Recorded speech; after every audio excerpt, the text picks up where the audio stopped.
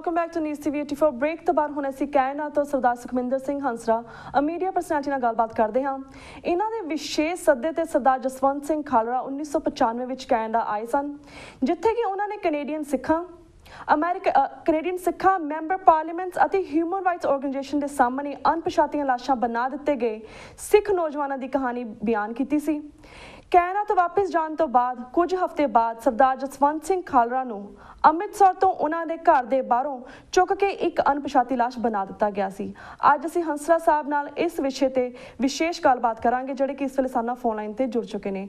ਵੀਰ ਜੀ, ਵਾਹਿਗੁਰੂ ਜੀ ਕਾ ਖਾਲਸਾ, ਵਾਹਿਗੁਰੂ ਜੀ ਕੀ ਫਤਿਹ। ਵਾਹਿਗੁਰੂ ਜੀ ਕਾ ਖਾਲਸਾ, ਵਾਹਿਗੁਰੂ ਜੀ ਕੀ ਫਤਿਹ। ਭੈਣ ਜੀ ਵੀਰ ਜੀ, ਜਿਸ ਤਰ੍ਹਾਂ ਤੁਸੀਂ ਸਰਦਾਰ ਖਾਲੜਾ ਜੀ ਦੇ ਜੀਵਨ ਤੇ ਅਤੇ ਖਾਸ ਤੌਰ ਤੇ ਉਹਨਾਂ ਨਾਲ ਬਿਤਾਏ ਨਿੱਜੀ ਪਲਾਂ ਸੰਬੰਧੀ ਕਿਹੜੀਆਂ ਯਾਦਾਂ ਸਾਡੇ ਦਰਸ਼ਕਾਂ ਨਾਲ ਸਾਂਝੀਆਂ ਕਰਨੀਆਂ ਚਾਹੋਗੇ? ਭਾਜੀ, ਖਾਲੜਾ ਸਾਹਿਬ ਦੇ ਨਾਲ ਮੇਰੇ ਸੰਬੰਧ ਆਲਮੋਸਟ 1988-89 ਤੋਂ ਹੀ ਐਸਟੈਬਲਿਸ਼ ਹੋ ਗਏ ਸੀਗੇ ਜੀ। ਉਹਨਾਂ ਨੇ ਉਸ ਵਕਤ ਜਬਰ ਵਿਰੋਧੀ ਫਰੰਟ ਕਾਇਮ ਕੀਤਾ ਸੀ ਅੰਮ੍ਰਿਤਸਰ ਦੇ ਵਿੱਚ, ਜਿਹਦੇ ਉਹ ਕਨਵੀਨਰ ਸੀਗੇ।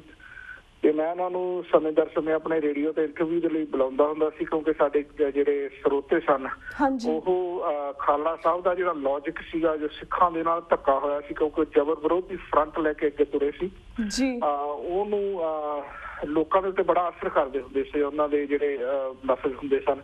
ਮੈਂ ਬਾਰ-ਬਾਰ ਉਹਨਾਂ ਰੇਡੀਓ ਤੇ ਲਿਆ ਕਰਦਾ ਸੀ।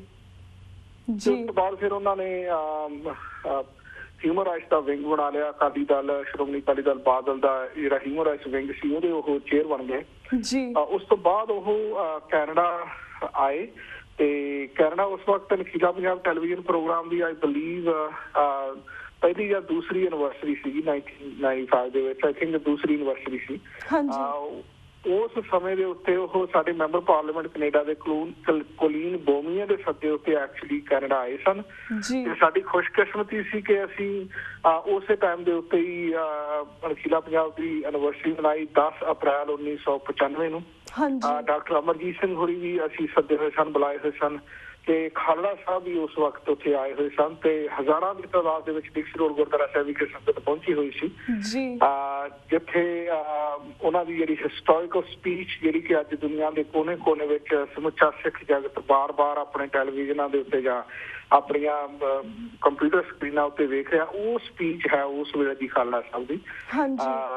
ਉਸ ਵਕਤ ਖਾਲੜਾ ਸਾਹਿਬ ਮੇਰੇ ਘਰੇ ਹੀ ਰਹੇ 10 ਦਿਨ, ਤੇ ਉਹ ਇਹੋ ਜਿਹੀ ਸ਼ਖਸੀਅਤ ਸੀ। ਖੈਰ, ਮੈਂ ਤਾਂ ਉਹਨਾਂ ਨੂੰ ਕਦੇ ਸਮਝ ਹੀ ਨਹੀਂ ਸੀ ਸਕਿਆ, ਇੰਨੇ ਉਹ ਰਿਜ਼ਰਵ ਸਨ, ਇੰਨੇ ਉਹ ਕਦੇ ਵਾਹਜਾਤ ਹੱਸਦੇ ਨਹੀਂ ਸੀ, ਮੁਸਕਰਾਉਂਦੇ ਨਹੀਂ ਸੀ, ਆਮ ਫਾਲਤੂ ਗੱਲ ਨਹੀਂ ਸੀ ਕਰਦੇ। ਬੜੀ ਗੰਭੀਰ ਜਿਹੀ ਤਬੀਅਤ ਦੇ ਮਾਲਕ ਸਨ ਭਾਜੀ ਖਾਲੜਾ ਹੋਰੀ। ਪਤਾ ਨਹੀਂ ਅੰਦਰ ਆਪਣੇ ਉਹ ਕੀ ਕੁਛ ਲਈ ਫਿਰਦੇ ਸਨ, ਇਹਦਾ ਅੰਦਾਜ਼ਾ ਤਾਂ ਉਦੋਂ ਹੀ ਲਗਾਇਆ ਜਾਂਦਾ ਸੀ ਜਦੋਂ ਉਹ ਆਪਣੀਆਂ ਫਾਈਲਾਂ ਖੋਲ ਕੇ ਮੂਹਰੇ ਰੱਖਦੇ ਸੀ ਕਿ 25,000 ਐਸਟੀਮੇਟਡ ਲਾਸ਼ਾਂ ਜਿਹੜੀਆਂ ਪੰਜਾਬ ਦੇ ਵਿੱਚ ਉੱਥੋਂ ਦੀਆਂ ਪੁਲਿਸ ਤੇ ਉੱਥੋਂ ਦੀਆਂ ਏਜੰਸੀਜ਼ ਨੇ ਖੁਰਦ-ਬੁਰਦ ਕਰ ਦਿੱਤੀਆਂ, ਜਿਹਦੀ ਉਹਨਾਂ ਕੋਲ ਬਹੁਤ ਸਾਰੀ ਡਾਕੂਮੈਂਟੇਸ਼ਨ ਸੀ। ਬਹੁਤ ਸਾਰੀਆਂ ਅਸੀਂ ਫੋਟੋਆਂ ਅੱਜ ਕੱਲ੍ਹ ਇੰਟਰਨੈਟ ਤੇ ਵੇਖਦੇ ਹਾਂ, ਜਿੱਥੇ ਸਾਡੇ ਖਾੜਕੂ ਵੀਰਾਂ ਨੂੰ ਕਿਸ ਤਰ੍ਹਾਂ ਪੁਲਿਸ ਨੇ ਗੋਲੀਆਂ ਮਾਰ ਕੇ ਖਿਲਾਰਿਆ ਪਿਆ ਹੁੰਦਾ ਸੜਕਾਂ ਦੇ ਉੱਤੇ। ਉਹ ਜਿਹੜੀ ਫੋਟੋਗ੍ਰਾਫ ਦੀ ਐਲਬਮ ਸੀ, ਉਹ ਵੀ ਖਾਲੜਾ ਸਾਹਿਬ ਨੇ ਹੀ ਪੁਲਿਸ ਦੇ ਕੈਮਰਿਆਂ ਦੇ ਵਿੱਚੋਂ ਕਢਵਾ ਕੇ ਲੋਕਾਂ ਦੇ ਸਾਹਮਣੇ ਕੀਤੀ ਕਿ ਪੁਲਿਸ ਬਰੂਟੈਲਿਟੀ ਹੈ ਜਿਹੜੀ ਉਹ ਕਿਸ ਕਦਰ ਪੰਜਾਬ ਦੇ ਵਿੱਚ ਸੀਗੀ। ਖਾਲੜਾ ਸਾਹਿਬ ਦਾ ਇੱਕ ਤਰਕ ਜਿਹੜਾ ਸੀਗਾ ਉਹ ਅੱਜ ਵੀ ਮੈਨੂੰ ਲੱਗਦਾ ਬੜਾ ਕਾਬਲੇ ਤਾਰੀਫ ਹੈ। ਉਹ ਕਹਿੰਦੇ ਸੀਗੇ ਵੀ ਆਪਾਂ ਰਾਊਂਡ ਅਬਾਊਟ ਗੱਲ ਨਾ ਕਰੀਏ, ਆਪਾਂ ਫੈਕਚੁਅਲ ਗੱਲ ਕਰੀਏ, ਫੈਕਟਸ ਦੇ ਆਧਾਰ ਤੇ ਗੱਲ ਕਰੀਏ। ਉਹਨਾਂ ਨੇ ਕਿਹਾ ਕਿ ਮੈਂ ਪੇਪਰ ਹਾਊਸ ਦੇ ਵਿੱਚ ਕਰਕੇ ਦੱਸ ਸਕਦਾ ਵੀ ਇਸ ਸ਼ਮਸ਼ਾਨ ਘਾਟ ਦੇ ਵਿੱਚ ਇੰਨੀਆਂ ਲਾਸ਼ਾਂ ਅਣਪਛਾਤੀਆਂ ਕਹਿ ਕੇ ਖੁਰਦ-ਬੁਰਦ ਕੀਤੀਆਂ ਗਈਆਂ। ਉਹਨਾਂ ਨੇ ਉਹਦੇ ਵਿੱਚ ਦੱਸਿਆ ਕਿ ਉਹਦੇ ਵਿੱਚ ਸਾਡੇ ਕੁਝ ਖਾੜਕੂਆਂ ਦੇ ਪਰਿਵਾਰਾਂ ਦੇ ਜੀਅ ਵੀ ਸ਼ਾਮਿਲ ਸਨ। ਇਹੋ ਜਿਹੀਆਂ ਮਤਲਬ ਜਿਹੜੀਆਂ ਉਹਨਾਂ ਨੇ ਦਿਲ ਕੰਬਾਊ ਗੱਲਾਂ ਜਦੋਂ ਡਿਕਸੀ ਰੋਡ ਗੁਰਦੁਆਰਾ ਸਾਹਿਬ ਦੀ ਸਟੇਜ ਤੇ ਕੀਤੀਆਂ, ਪੈਨ ਡ੍ਰੌਪ ਸਾਇਲੈਂਸ ਸੀਗੀ। ਤੇ ਅੱਜ ਉਹ ਜਿਹੜੀ ਉਹਨਾਂ ਦੀ ਸਪੀਚ ਆ, ਉਹਨਾਂ ਦੇ ਜਿਹੜੇ ਵਚਨ ਨੇ, ਹੁਣ ਤਾਂ ਵਚਨ ਹੀ ਬਣ ਗਏ ਨੇ, ਉਹ ਮੈਨੂੰ ਲੱਗਦਾ ਹੈ ਕਿ ਸਿੱਖ ਇਤਿਹਾਸ ਦੇ ਕੁਝ ਸੁਨਹਿਰੀ ਪੰਨਿਆਂ ਦੇ ਉੱਤੇ ਲਿਖੇ ਜਾਣਗੇ। ਤੇ ਖਾਲੜਾ ਸਾਹਿਬ ਦੀ ਸ਼ਹਾਦਤ ਜਿਹੜੀ ਹੈ, ਮੈਂ ਹਮੇਸ਼ਾ ਹਰ ਥਾਂ ਦੇ ਉੱਤੇ ਗੱਲ ਕਹਿਣਾ ਹੁੰਦਾ ਕਿ ਭਾਵੇਂ ਕਿ ਸ਼ਹੀਦ ਤਾਂ ਸਾਰੇ ਹੀ ਬਰਾਬਰ ਨੇ, ਇਸ ਇਨਸਾਨ ਨੇ ਪੰਥ ਲਈ, ਕੌਮ ਲਈ, ਕਿਸੇ ਹੋਰ ਲਈ ਆਪਣੇ ਪ੍ਰਾਣਾਂ ਦੀ ਆਹੂਤੀ ਦੇ ਦਿੱਤੀ ਆ, ਉਹਦੇ ਵਿੱਚ ਫਿਰ ਕੋਈ ਕੈਟੇਗਰੀਆਂ ਨਹੀਂ ਹੈਗੀਆਂ ਕਿ ਕਿਹੜਾ ਸ਼ਹੀਦ ਚੰਗਾ ਕਿਹੜਾ ਸ਼ਹੀਦ ਮਾੜਾ। ਹਾਂਜੀ। ਪਰ ਜਸਵੰਤ ਸਿੰਘ ਖਾਲੜਾ ਦੀ ਸ਼ਹਾਦਤ ਆ ਜਿਹੜੀ, ਇਹ ਦੁਨੀਆ ਦੇ ਲੋਕਾਂ ਨੂੰ ਸਮਝ ਆਉਂਦੀ ਆ।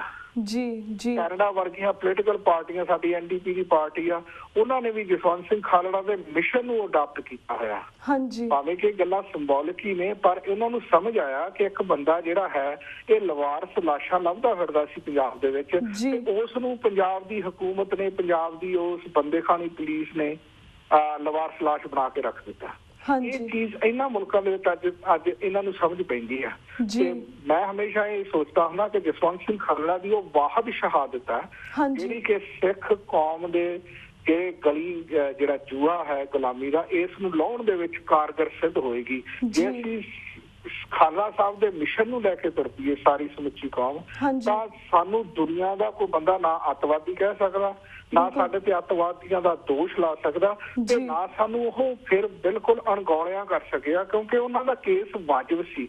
ਇਹਨਾਂ ਮੁਲਕਾਂ ਦੇ ਵਿੱਚ ਜਿਹੋ ਜੀ ਮੂਵਮੈਂਟ ਜਸਵੰਤ ਸਿੰਘ ਖਾਲੜਾ ਨੇ ਚਲਾਈ ਸੀ, ਉਸ ਮੂਵਮੈਂਟ ਨੂੰ ਇਹਨਾਂ ਮੁਲਕਾਂ ਦੇ ਵਿੱਚ ਅੱਤ ਦੇ ਤੌਰ ਤੇ ਸਤਿਕਾਰਿਆ ਜਾਂਦਾ। ਬਹੁਤ ਸਤਿਕਾਰ ਮਿਲਦਾ ਕਿ ਕੋਈ ਲੋਕ ਇਸ ਲੈਵਲ ਤੱਕ ਜਾ ਕੇ ਉਹਨਾਂ ਦਫਨਾਏ ਗਏ ਲੋਕਾਂ ਦੀ ਆਵਾਜ਼ ਬਣਨ ਦੀ ਕੋਸ਼ਿਸ਼ ਕਰ ਰਹੇ ਨੇ। ਜੀ ਜੀ।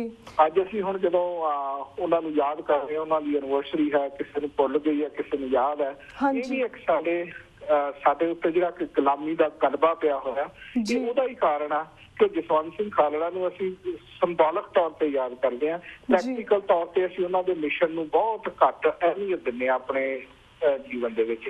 ਕਾਸ਼ ਸਿੱਖ ਕੌਮ ਅਸੀਂ ਇਹ ਕਰ ਸਕੀਏ, ਜਿਹਦੇ ਵਿੱਚੋਂ ਥੋੜੇ ਪਰਸੈਂਟੇਜ ਹੀ ਅਸੀਂ ਆਪਣੇ ਅਮਲ ਦੇ ਵਿੱਚ ਲਿਆ ਸਕੀਏ, ਡੈਫੀਨਿਟਲੀ ਜਿਹੜੀ ਕੌਮ ਆ ਉਹ ਕਿਸੇ ਸਹੀ ਅਤੇ ਉਸਾਰੂ ਦਿਸ਼ਾ ਵੱਲ ਵੱਧ ਸਕਦੀ ਹੈ। ਜੀ ਬਿਲਕੁਲ ਬਿਲਕੁਲ ਵੀਰ ਜੀ। ਤਾਂ ਹੀ ਤੇ ਵੀਰ ਜੀ ਅਸੀਂ TV 84 ਵੱਲੋਂ ਅੱਜ ਦਾ ਦਿਨ ਤੇ ਆਉਣ ਵਾਲੇ ਕੁਝ ਦਿਨ ਸਰਦਾਰ ਜਸਵੰਤ ਸਿੰਘ ਖਾਲੜਾ ਨੂੰ ਸਮਰਪਿਤ ਕੀਤੇ, ਉਹਨਾਂ ਦੀ ਯਾਦ ਨੂੰ ਸਮਰਪਿਤ ਕੀਤੇ ਆ, ਤਾਂ ਕਿ ਜਿਹੜੇ ਸਾਡੇ ਸਿੱਖ ਵੀਰ ਉਹਨਾਂ ਦੀ ਪਰਸਨੈਲਿਟੀ ਬਾਰੇ ਭੁੱਲ ਗਏ ਨੇ, ਉਹਨਾਂ ਨੂੰ ਪਤਾ ਲੱਗਾ ਕਿ ਕਿਹੜੀ ਸ਼ਖਸੀਅਤ ਸੀ ਜਿਹਨੇ ਅਣਪਛਾਤੀਆਂ ਲਾਸ਼ਾਂ ਜਿਹੜੀਆਂ ਸੀ ਉਹਨਾਂ ਨੂੰ ਪਹਿਚਾਣ ਦਿੱਤੀ, ਪਰ ਇੱਕ ਦਿਨ ਆਪ ਵੀ ਅਣਪਛਾਤੀ ਲਾਸ਼ ਬਣ ਗਏ ਸੀਗੇ, ਤੇ ਸਾਡੇ ਲਈ, ਸਾਡੀ ਸਿੱਖ ਕੌਮ ਦੇ ਲਈ ਸਭ ਕੁਝ ਉਹਨਾਂ ਨੇ ਕੀਤਾ।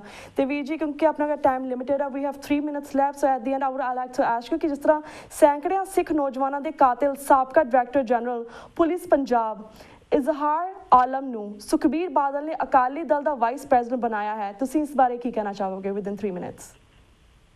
ਇਹਦੇ ਬਾਰੇ ਮੇਰੇ ਖਿਆਲ ਦੇ ਵਿੱਚ ਕਹਿਣ ਨੂੰ ਤਾਂ ਕੁਝ ਬਚਿਆ ਹੀ ਨਹੀਂ ਹੈ। ਅਸੀਂ ਪਿਛਲੇ 5-7 ਸਾਲ 10 ਸਾਲ ਦੀ ਇੱਕ ਅਕਾਲੀ ਦਲ ਦੀ ਕਾਰਗੁਜ਼ਾਰੀ ਵੇਖ ਰਹੀਏ। ਉਸ ਤੋਂ ਪਹਿਲਾਂ ਹੁਣ ਇਜ਼ਹਾਰ ਆਲਮ ਦੀ ਗੱਲ ਕਰਦੇ ਹਾਂ, ਉਸ ਤੋਂ ਪਹਿਲਾਂ ਉਹਨਾਂ ਨੇ ਸੁਦੇਸ਼ ਸੈਣੀ ਨੂੰ ਪੰਜਾਬ ਪੁਲਿਸ ਦਾ DGP ਬਣਾਇਆ ਹੋਇਆ। ਇਹ ਉਹ ਲੋਕ ਨੇ ਜਿਨ੍ਹਾਂ ਨੇ ਪੰਜਾਬ ਦੇ ਵਿੱਚੋਂ ਨੌਜਵਾਨਾਂ ਨੂੰ ਚੁਣ ਕੇ ਕਤਲ ਕੀਤਾ, ਚੁਣ ਕੇ ਖੁਰਦ-ਬੁਰਦ ਕੀਤਾ। ਪੰਜਾਬ ਦੇ ਨੌਜਵਾਨਾਂ ਦੀ ਜਿਹੜੀ ਜਵਾਨੀ ਹੈ ਉਹਦੀ ਕੋਈ ਵੈਲਿਊ ਨਹੀਂ ਹੈ ਸ਼੍ਰੋਮਣੀ ਅਕਾਲੀ ਦਲ ਦੇ ਇਸ ਬਾਦਲ ਦੇ ਰਜੀਮ ਦੇ ਸਾਹਮਣੇ। ਮੈਨੂੰ ਲੱਗਦਾ ਹੈ ਕਿ ਜਿੰਨਾ ਇਹੋ ਜਿਹਾ ਜਿਹੜਾ ਘਿਨਾਉਣਾ ਕਾਰਨਾਮਾ ਇਹ ਅਕਾਲੀ ਦਲ ਬਾਦਲ ਕਰਦੀ ਰਹੇਗੀ, ਉਹਨਾਂ ਇਹਨਾਂ ਦਾ ਜਿਹੜਾ ਇਹਨਾਂ ਦਾ ਦਾਮਨ ਹੈ ਉਹ ਹੋਰ ਦਾਗੀ ਹੁੰਦਾ ਰਹੇਗਾ। ਇਹਨੂੰ ਕ੍ਰਿਟਿਸਾਈਜ਼ ਕਰਨਾ ਵੀ ਹੁਣ ਮੈਨੂੰ ਇਸ ਤਰ੍ਹਾਂ ਲੱਗਣ ਲੱਗ ਗਿਆ ਕਿ ਇਹ ਮੱਝ ਮੂਹਰੇ ਬੀਨ ਵਜਾਉਣ ਵਾਲੀ ਗੱਲ ਹੈ, ਬਿਕਾਜ਼ ਦੇ really don't have they don't understand the value of Sikh sacrificing for the nation. ਜਿਹੜੇ ਸਿੱਖਾਂ ਨੂੰ ਕੁੱਟਦੇ ਆ, ਮਾਰਦੇ ਆ, ਉਹ ਅਕਾਲੀ ਦਲ ਬਾਦਲ ਦੇ ਚਹੇਤੇ ਆ। ਉਹਦੀ ਇੱਕ ਹੋਰ ਮਿਸਾਲ ਹੈ। ਇਹ ਅਨਫੋਰਚੂਨੇਟ ਹੈ ਕਿ ਸਿੱਖਾਂ ਨੂੰ ਸਮਝ ਲੈਣਾ ਚਾਹੀਦਾ ਕਿ ਇਹ ਪਾਰਟੀ ਪੰਜਾਬ ਦੇ ਵਿੱਚ ਸਿੱਖਾਂ ਦੇ ਘਾਤਕ ਰਜੀਮ ਦੀ ਇਸ ਵਕਤ ਸਿੰਬਲ ਬਣ ਚੁੱਕੀ ਹੈ, ਪ੍ਰਤੀਬਿੰਬ ਬਣ ਚੁੱਕੀ ਹੈ। ਜੀ ਤੇ ਵੀਰ ਜੀ one last question because we have 1 minute left। ਜਿਸ ਤਰ੍ਹਾਂ ਪ੍ਰਸਿੱਧ ਪੰਜਾਬੀ ਗਾਇਕ ਗੁਰਦਾਸ ਮਾਨ ਨੇ ਪਿਛਲੇ ਦਿਨੀ ਨਕਲੀ ਨਿਰੰਕਾਰੀਆਂ ਦੇ ਸਮਾਗਮ ਵਿੱਚ ਸ਼ਮੂਲੀਅਤ ਕੀਤੀ ਅਤੇ ਨਿਰੰਕਾਰੀਆਂ ਦੀ ਸਿਫਤ ਸਲਾਹ ਦੇ ਗੁਣ ਵੀ ਗਾਏ, ਤੁਸੀਂ ਇਸ ਬਾਰੇ ਕੀ ਕਹਿਣਾ ਚਾਹੋਗੇ?